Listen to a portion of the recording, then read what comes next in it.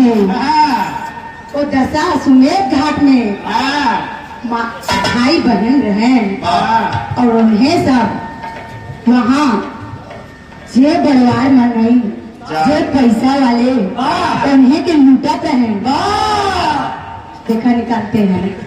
हे बाबूजी लेकिन तेरी के लाइन में बताओ गए कैसे?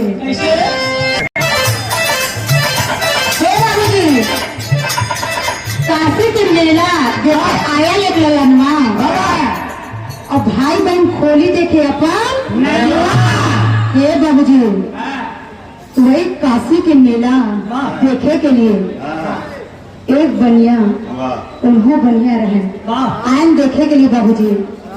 और रात हो गए, जब रात हो गए सोचा थे कि कतो रहे के जुगाड़ मिल जाए तब बात बन जाए। और इन्हें दोनों भाई बहन मौका के तलाश में कहबे किए रहे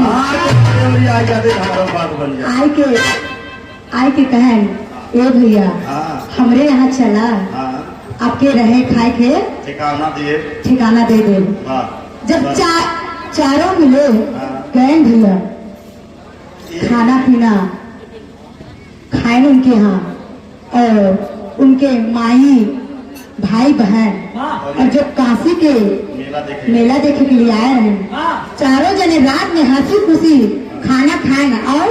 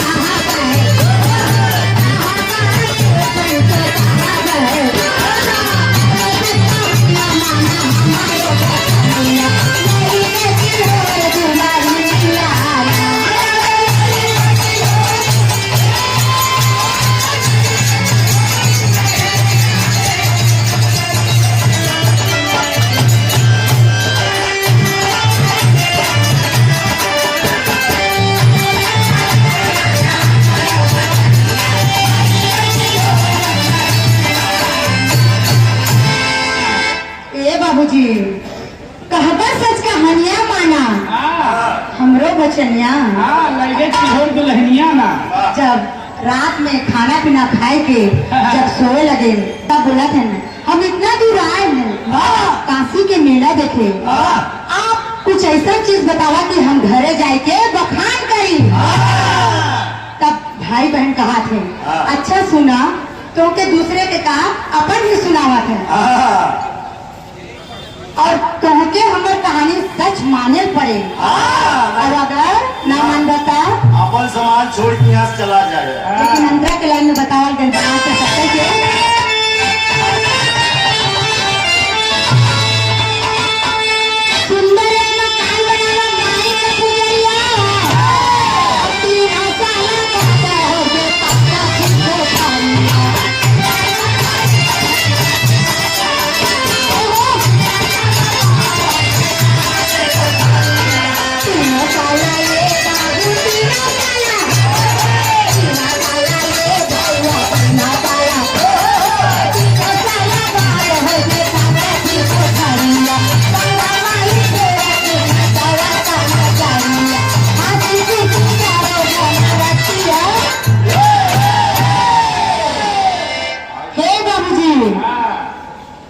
भाई बहन साथे बाटे महातरिया कहे कि सुना 3 साल हमार घर मिट्टी रहल और जब हम सोए के 3 साल बाद उठे तब गंगा माई के दया पड़ गई हमरे ऊपर और 3 साल के बाद हमार मकान 5 ठे हो गए। और तू हमार बात सच माना, नहीं तो अपन सामान छोड़ दा। लेकिन आगे बतावल गई बाबा जी कैसे?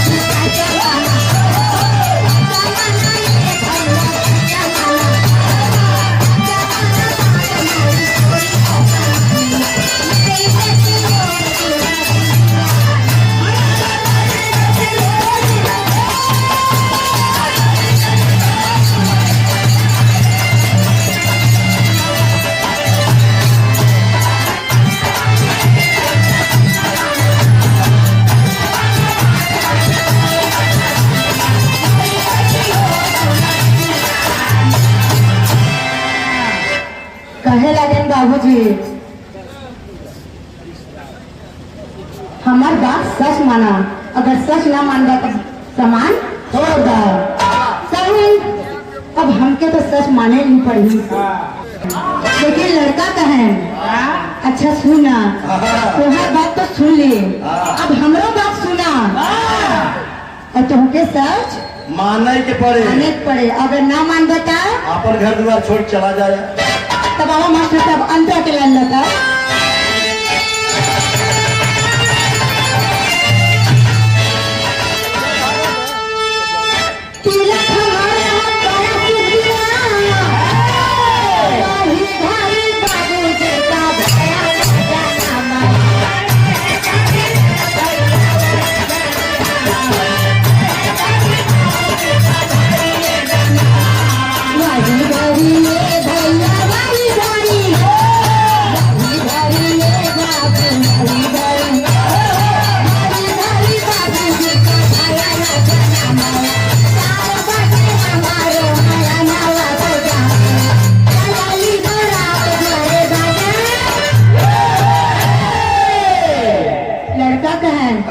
अच्छा हमरो बात सुना।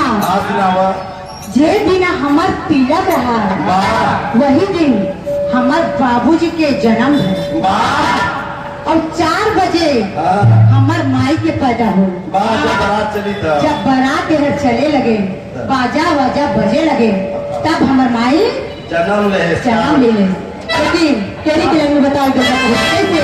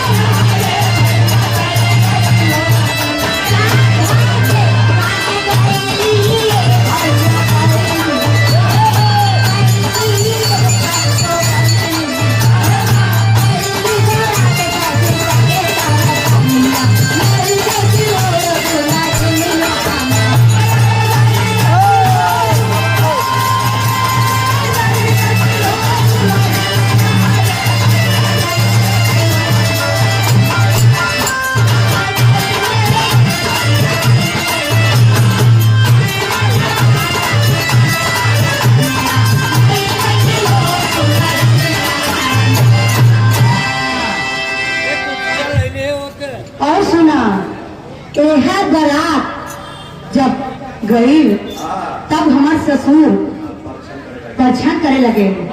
तब एक और घटना घट गई। अंतरा के लाइन में बतावल गया बाबूजी कैसे।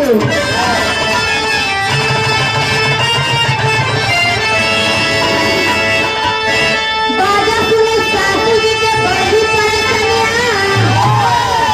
आवाज़ाने में पैदा भई मोर दुल्हन।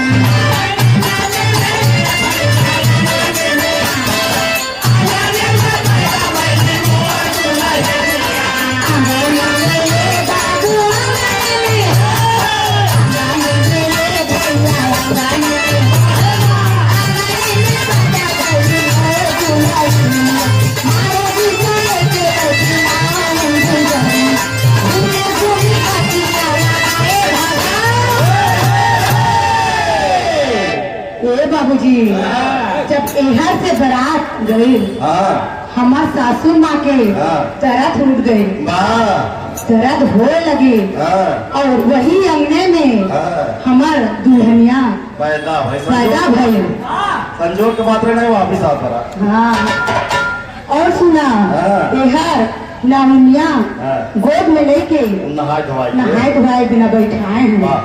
और हर घूमी घूमी घटिया लगाए बा भक्तिनिया बिलार देखा थी। हाँ इधर से देखा थी उधर से देखा थी। हाय कहाँ मुँह से बच्चा काला ही बैठी बाबी ये लगा थे हमरे लायक है। लेकिन तेरी के लाइन में बतावल गया बाबूजी कैसे।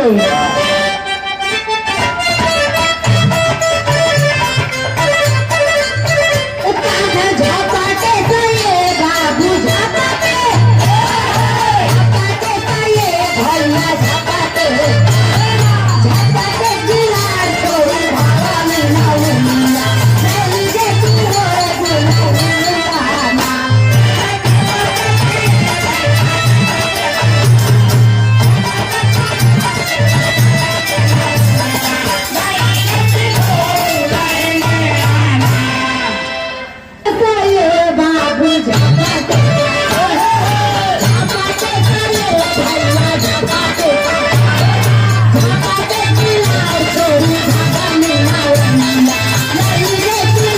दुल्हनिया।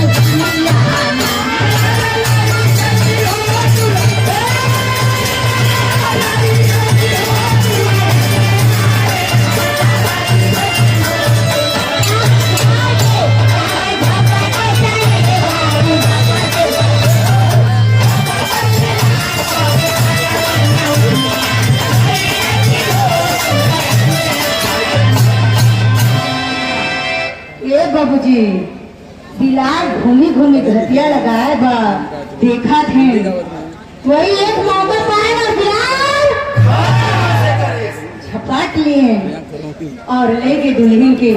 लेकिन अंतरा के लाइन में बता गए बाबूजी कैसे।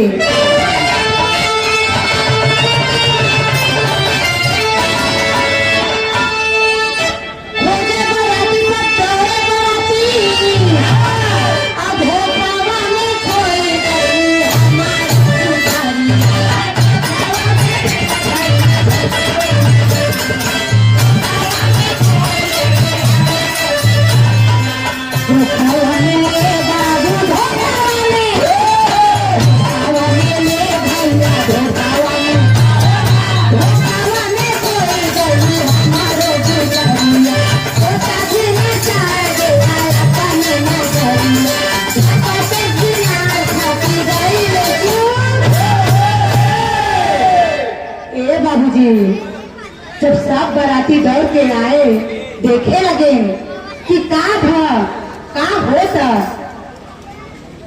जब देखा थे हर अंधियारी की मौसम छाए बाबूजी पानी बरसत है। ए बाबूजी सब दौड़ के चला आए। जनवासे में खबर जब भई दौड़ के चला आए। हर दूल्हा भी हेरा थे कि हम बिना दुल्हन ले आए ना जब और फिर हो गए सबेर। लेकिन तेरी के लाइन में बताओ कि बाबूजी कैसे।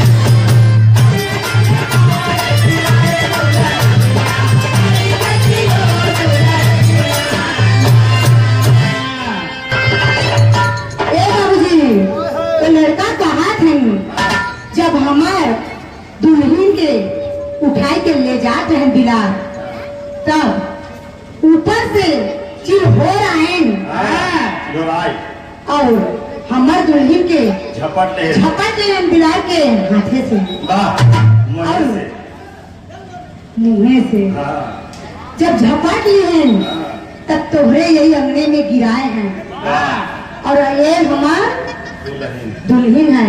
जल्दी भीड़ता कर बा सच मानत और सब मैंने हमार कहानी के विदाई कर विदाई करा। अगर ना मानता तो घर द्वार छोड़ दे घर द्वार छोड़ के जा जा। लेकिन कहना था बाबूजी कैसे अंतरा के लाइन में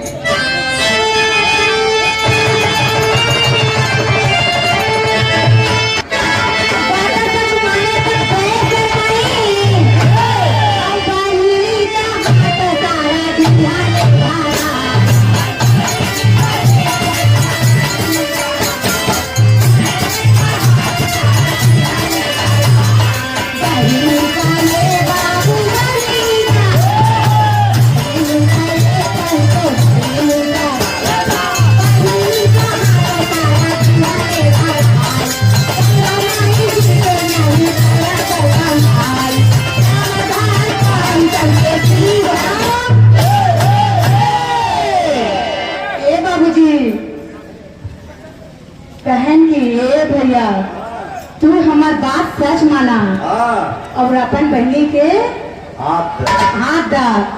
लड़का कहन ये तो हम ही बधाई दिए गए अपने माई के लगे। वाह बहन की ए माई कहाँ सच माना बात तो हमार मेहरारू विदा कर लिया के जाई जाई। नहीं तो अपन घर द्वार छोड़ दो उसको पहले बनाई तब कहन बाबूजी माई के लगे गए। ए भैया हम तो बड़ी दुविधा में हो गए, कहाँ दुल्हन ले आई का करी ए माई। हम उनके बजाय चाहते हैं लेकिन हम ही बच गए। कहा थे कि माई कहे सुना ना दहेज लगे ना पैसा ना कौड़ी, हाँ बिटिया सियान बा बिटिया सयान भाई और जाए के धराई रहा हाथ धरेगा। ले आई के दुल्हन लेकिन लास्ट लाइन में बाबूजी पता बदल के आवा कैसे